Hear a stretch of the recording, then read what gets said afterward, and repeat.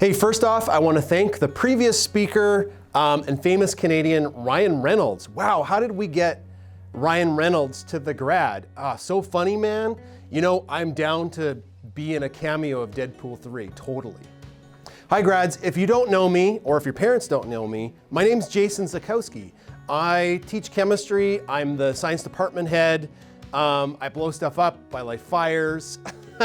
I have a podcast, but probably the most important thing that people know about me is I have two dogs named Bunsen and Beaker that are kind of a big deal on the internet.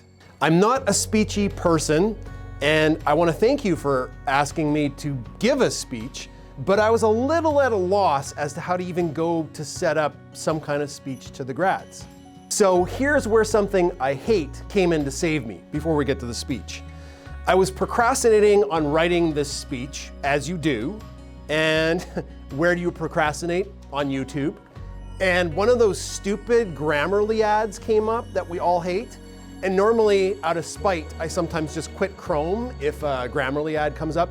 But Bunsen nudged me to the click, do you want to know more?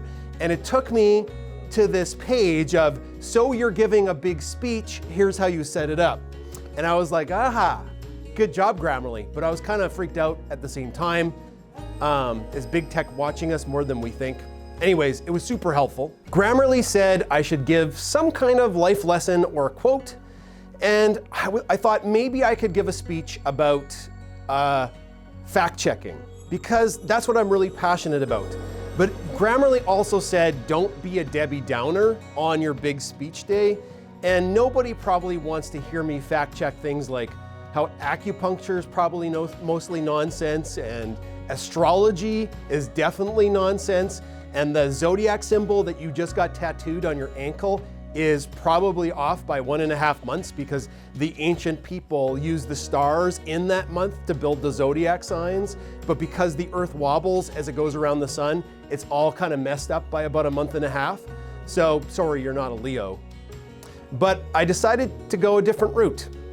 And I decided to make the message and the quote about something that is a little bit more wholesome and beloved, and that's about dogs. And the quote and the message is, as you leave our school, I would like you to do nothing more than to be the person that your dog thinks you are.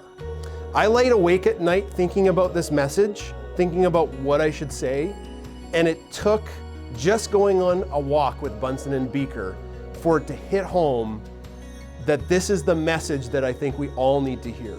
Be the person that your dog thinks you are. So does mixing dogs with high school make sense? Like, is that advice even accurate? And it is. You would not believe how many times I've told my dog something that I've also told students in this school. Like, don't eat that, slow down, why would you do that? Get off of there, get out of there, and probably the most important, stop humping each other. So here's the message, and I hope it resonates with everybody. Life is short. Life is so short, and you're all young. As you age, humans experience life faster and faster. And there's good reasons and evidence why that is our brains have already built long-term memory from new experiences, and as you age, you have less new experiences. So life will speed up for you as you age. So if life is short, I think we need to experience it like a dog does. Experience life with joy and be present. The life of a dog is so much shorter than ours. They live each day to the absolute max, the max. If they're on a walk, they experience the world. If they're eating food, they really experience it. I watch Bunsen and Beaker scamper about, and they're just so full of joy, and they want you to be full of joy too, and they experience what's happening right now. I wished I learned earlier in my life to just be present more. And there's a lot of good evidence to show that being present is really helpful to your mental health. Dogs don't think about what happened in the past. They don't worry about the future. They experience the now.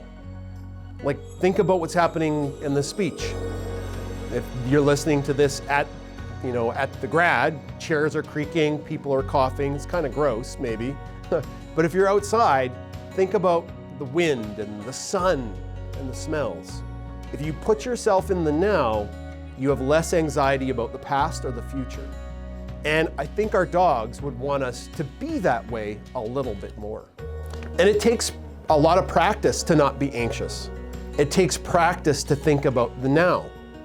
But as you leave this school and you're maybe reminiscing about the past and worried about the future, think about the now. You only got about a month left in the school. The second point of how I think our dogs would want us to live our lives, being the person our dog thinks we are, is to try to be as kind and loving as dogs are. And it's kind of mushy, but it's true. A dog will love a human who doesn't love themselves as much as the dog loves them. Dogs don't care what you look like. Dogs don't care how much money you make. Dogs don't care about anything, who you vote for, what you're gonna do with your life. They just care about you. And we've all been through this pandemic, which in many ways has pushed us apart. And being the person that our dog thinks that we are, I think could bring us back together again and care about each other and see the world from each other's eyes a little bit closer. Now, I'm not saying we just shrug off the evil acts of people around us, but I am saying that dogs look at the lens of how we act very differently than humans do. They're quick to forgive. They love us unconditionally, and they're really kind. Dogs can actually smell the chemicals that we give off when we're upset. They can smell them. They're called volatile organic chemicals. And chances are, most dogs will try to do something about that. They smell our pain and they do something about it. All of you will go on to do very different things, when you're out of Thurber. Some of you will become famous.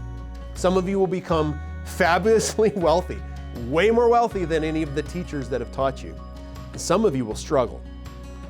And that's okay, that's life. But one of the things that you will be remembered more than anything, more than the money you make, the friends you keep, the fame that you have, you will be remembered if you were kind. And that's why we remember dogs. All of the dogs that I've had in my life, I can picture them in my mind because they were kind. Be the person that somebody wants to remember because they were kind. Kindness is a superpower, and some days it's really hard to be kind to everybody. Don't get me wrong, I wish I could be more of the person that my dog thinks I am. I lay awake at night sometimes thinking back to an unkind word I said a decade ago to a student out of frustration, and I wish I could take it back. And I've learned to try to be more kind as I get older. And it's a simple message, and it's mushy and it's silly when you're gonna go off to go to school or travel or work. But kindness will be the thing that sticks with you past all of that. And the role model that I use for kindness is my dogs, especially Bunsen. Bunsen is so empathetic, and one of the quick stories I can say is we wrote letters in response to Santa Claus. Some of you maybe remember that, to elementary schools and as connections. And Bunsen, with me, delivered the letters to Glendale as Santa Paws. And it was just, the kids just loved to see him, and he was so friendly.